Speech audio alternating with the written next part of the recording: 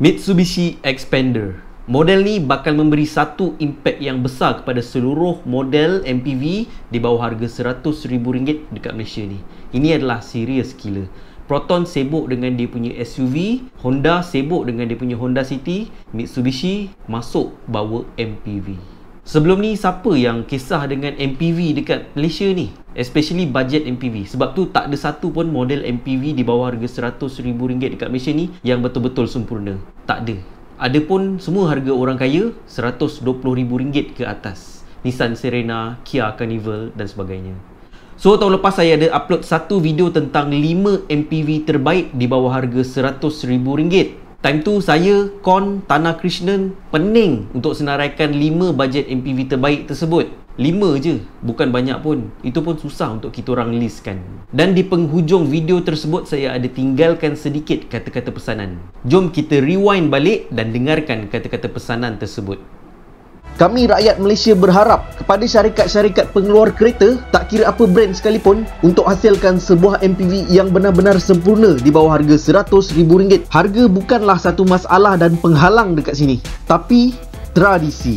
Sebab tiada yang memulakan untuk membina MPV sempurna di bawah RM100,000. Tapi anda semua tengoklah nanti, sekiranya ada satu syarikat yang memulakan, waktu itulah berbondong-bondong semua brand-brand lain akan ikut. So, kami harap dan kami tunggu siapakah yang mula-mula akan pecahkan tradisi ini. Dan siapa yang mulakan, dialah yang akan menang. Dan siapa yang mulakan, dialah yang akan menang.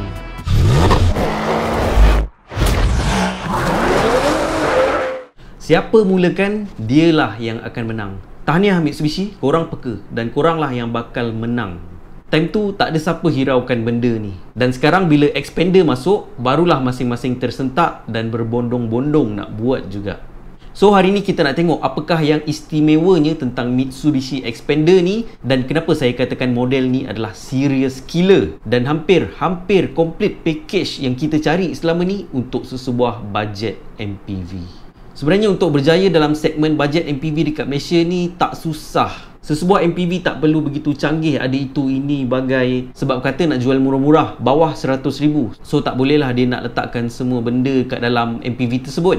Tapi cukup kalau sesebuah MPV tersebut ada 4 ciri-ciri yang paling penting ni. Yang pertama adalah daripada segi design luaran. Orang Malaysia, orang kita paling pentingkan daripada segi design luaran, dia punya looks. Yang paling penting up to date, nampak sporty.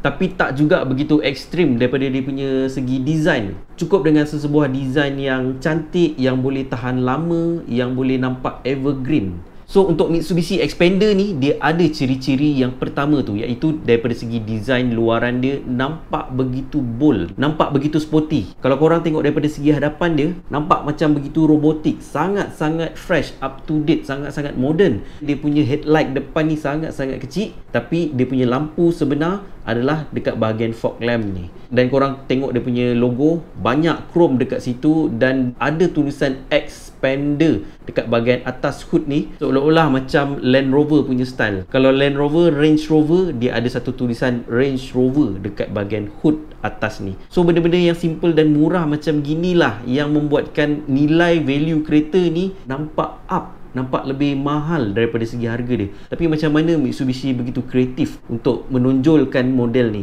Dan kalau korang tengok sekali lagi dia punya bumper, seolah-olah macam ada satu perisai kiri dan kanan ni.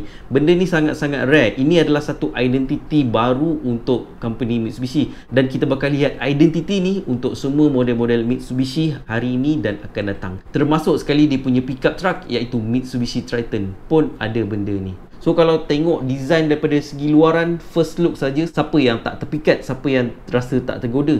Dan dia punya pillar C bahagian third row dia pun dia hitamkan, menampakkan seolah-olah bumbung ni terapung. Nampak bumbung bahagian belakang ni dengan dia punya body bahagian belakang ni macam tak bersambung. So ini adalah satu trik yang murah bagi saya, tapi dia menampakkan satu identiti yang mahal.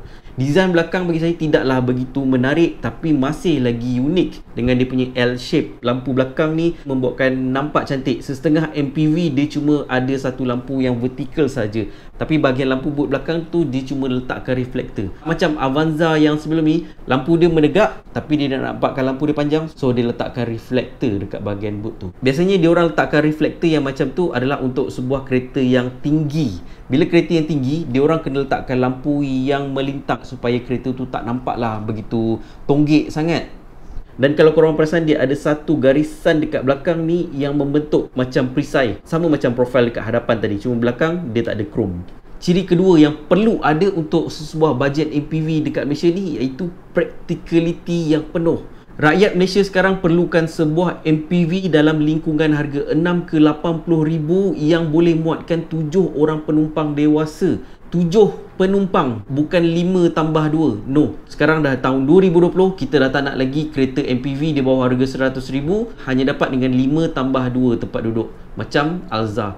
Ini sebenarnya aspek yang paling penting untuk sesebuah MPV. Bahagian dalam tak perlu begitu canggih, ada itu, ini. Cukup sekadar ada infotainment yang proper, ada touchscreen, ada reverse camera, push start button, ABS, EBD, traction control. Itu benda-benda yang wajib. Tapi tak semestinya untuk bajet MPV ni perlu ada auto parking lah, autopilot, sunroof lah, tak perlu. Itu yang menyebabkan harga dia jadi tinggi. Tapi poin utama dekat sini adalah untuk produce sebuah MPV yang sempurna, yang mampu dibeli oleh kebanyakan golongan rakyat Malaysia. Untuk Mitsubishi Xpander ni, kalau kita tengok daripada segi bahagian dalaman dia sangat-sangat sederhana. Tak ada apa-apa yang begitu menarik kecuali ada satu touchscreen, ada push start button dan itu sahaja. Tapi yang paling penting, bahagian dalaman dia boleh muatkan 7 orang dewasa. Hampir 7 orang dewasa. Kalau kita tengok second row dia boleh adjust untuk ke depan dan ke belakang. Ini tak ada pada Proton Exora, membuatkan bahagian belakang sekali agak sempit. Dan ini cuma ada pada Alza, tapi Alza bahagian belakang dia memang tak boleh duduk. Kemudian kita tengok bahagian third row dia. Third row dia pun agak dalam bahagian kaki, membuatkan kaki kita tidak begitu terangkat. Dia punya ruang legroom dia bagi saya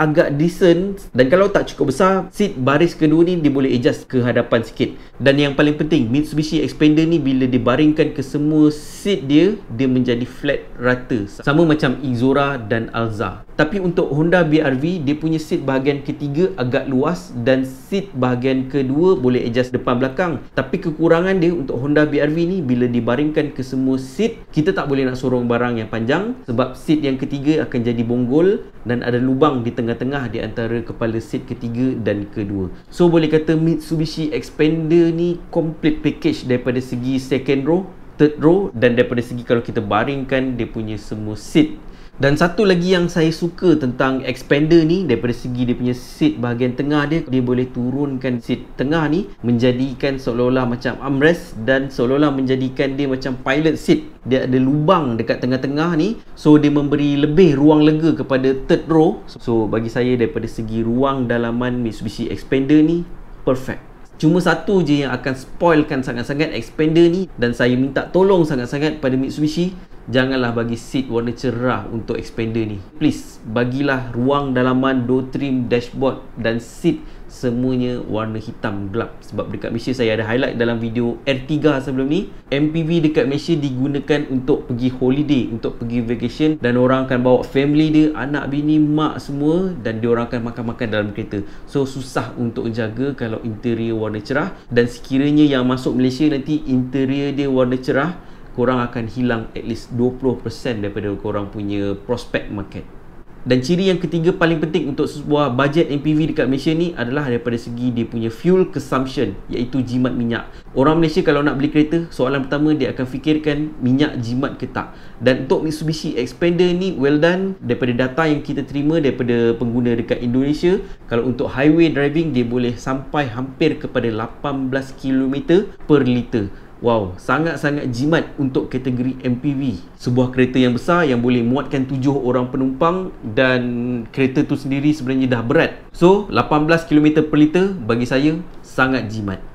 Ciri yang terakhir, iaitu yang keempat paling penting untuk sebuah MPV dekat Malaysia ni, iaitu daripada segi performance. Bajet MPV tidak perlu terlalu berkuasa. No. Cukup kalau dia boleh deliver power bila kita nak keluar simpang, bila kita nak memotong, ataupun bila kita nak naik bukit yang kecil-kecil. Cukup. Sebab MPV bukanlah SUV ataupun sedan, tapi performance yang cukup tu bagi saya masih lagi penting. Dan performance ni dia boleh menjadi salah satu safety features juga. Bayangkan kalau kita nak keluar daripada simpang, kereta kita tak cukup power, kereta yang bakal melintas ke hadapan tu lebih laju, so benda tu akan menjadi bahaya. Dan if let's say kita nak memotong satu lori yang besar dekat hadapan, mungkin jalan agak berbukit sikit, kalau power kereta tersebut tak cukup, dia boleh membahayakan kita punya safety. So untuk Mitsubishi Xpander ni saya tak pasti lagi daripada segi dia punya performance sebab kita belum test drive lagi, tapi package yang didatangkan dekat Indonesia adalah enjin 1.5 4 silinder dan dia produce lebih kurang 105 horsepower dan lebih kurang 141 Nm of torque. Bagi saya sebenarnya agak rendah, tapi kita tak pasti lagi daripada segi dia punya gearbox ratio ataupun dia punya curb weight ratio. So kita akan tunggu dia masuk Malaysia nanti, saya akan test drive dan saya akan rasakan dia punya performance dan daripada segi dia punya handling. So inilah 4 kriteria simple dan sederhana yang ada pada Mitsubishi Xpander yang menjadi resipi untuk dia menguasai market MPV di bawah harga RM100,000 dekat Malaysia ni once dia dilancarkan. Ixora. Ya, saya dah dengar orang sebut nama Ixora. Saya nak tanya pada korang salesperson Proton. Katakan korang ada satu biji Ixora dan korang dah pakai selama 6 tahun dan tiba masanya untuk korang trade in Ixora tersebut sebab korang nak beli sebuah MPV yang baru. So, adakah korang akan beli Ixora lagi? Trade in Ixora, lepas tu beli balik Ixora. Come on. Bagi saya Ixora, Alza dah lama habis. Dah berbelas tahun kita tengok benda yang sama. Balik yang itu juga. Tukar bumper sikit, letak chrome sikit, tukar sport rim. Come on, move on lah. Move on. So pada national car kita, Proton Pro 2, please bagilah sesuatu yang baru untuk rakyat Malaysia kita. Untuk Pro 2, okey lah, at least diorang dah cuba keluarkan Arus. Walaupun Arus tu adalah sebuah SUV, tapi at least dia ada juga 7-seater. So pada Proton, masih lagi Ixora. Sampai bila? Tengok sekarang ni, Mitsubishi, company luar yang ambil kesempatan. Who care? As long dia boleh bawa benefit kepada rakyat Malaysia. Simpulannya, kalau korang ada banyak kereta atau jenis kereta parking rumah jarang bergerak, tak payahlah bazir-bazir duit renew insurans beribu-ribu ringgit tiap-tiap tahun. Dengan Pro Mileage, korang akan jimat 10% kalau gerak hanya 15,000 km setahun, jimat 20% untuk 10,000 km setahun, atau jimat 40% untuk yang hanya bergerak 5,000 km sahaja setahun. Wow! Lepas ni, jangan cakap abang tak payung. Dan lepas ni, kalau korang nak jimat, renew insurans kereta korang dengan Pro Mileage dari Pacific and Orient. So kesimpulannya, Mitsubishi Xpander ni pasti akan membawa impact yang besar ke dalam pasaran otomotif dekat Malaysia ni once dia masuk. Dan once dia masuk, pasti dia akan menjadi satu hot selling model dan pasti dia akan menjadi satu turning point dan penyelamat untuk company Mitsubishi dekat Malaysia ni. So Mitsubishi Xpander ni dijangka bakal masuk ke Malaysia ni tahun ni juga, mungkin hujung tahun, mungkin dalam bulan 10, 11, 12 macam tu. Dan saya memang tak sabar sangat nak review kereta ni once dia masuk, dan saya akan test drive kereta ni kau-kau, dan saya akan bawakan pada korang segala info yang terperinci, setiap sudut, setiap perspektif untuk Mitsubishi Xpander ni. So pada korang semua, subscribe channel ni supaya korang semua tidak ketinggalan once saya upload sesuatu info yang baru tentang Mitsubishi Xpander ni. Dan akhir kata daripada saya, Nas Abdullah, salam strategi, fight, conquer, bye.